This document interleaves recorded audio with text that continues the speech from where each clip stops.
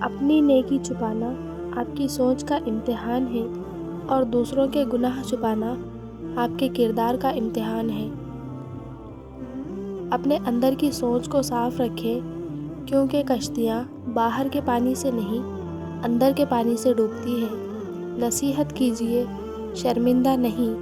مقصد دستک دینا ہوتا ہے، دروازہ توڑنا نہیں۔ کوشش کریں کسی کے آنسوؤں کی وجہ آپ کا لہجہ یا رویہ نہ بنے، کیونکہ گناہوں میں سب سے بڑا گناہ کسی کی دل آزاری ہے۔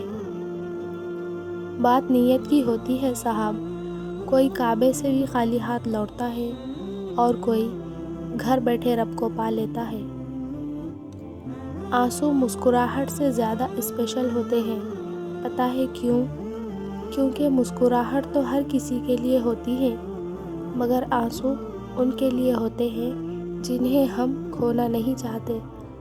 کبھی سیکھنے کے عمل سے دور مت ہو، کیونکہ زندگی ہر وقت سبق دیتی رہتی ہے۔ درختوں سے جھڑتے پتے ہمیں یہ پیغام دیتے ہیں کہ ہر عروج کو زوال ہے اور زندگی کے بعد موت ہے۔ اندھیرے کو روشنی میں بدلنے کے لیے روشنی کی ایک ننھی سی کرن ہی کافی ہوتی ہے، اور ہو سکتا ہے وہ کرن آپ ہو۔ آنسو ہر دل کو نہیں پگھلا سکتے، یہ فقط ان دلوں پہ اثر انداز ہوتے ہیں جن میں رب بستا ہے۔ شیطان ہماری جان کا نہیں بلکہ ہمارے ایمان کا دشمن ہے۔ وہ ہماری دنیا نہیں بلکہ ہماری آخرت لینا چاہتا ہے۔ کسی ناپسندیدہ بات پر خاموش رہنا ظرف اور معاف کر دینا اعلیٰ ظرفی ہے۔ آسانیاں بانٹنا سیکھیں، حقیقت میں خود کی زندگی آسان ہو جاتی ہے۔ من کو مارے بغیر نور نہیں ملتا اور میں کو مارے بغیر نفس نہیں مرتا۔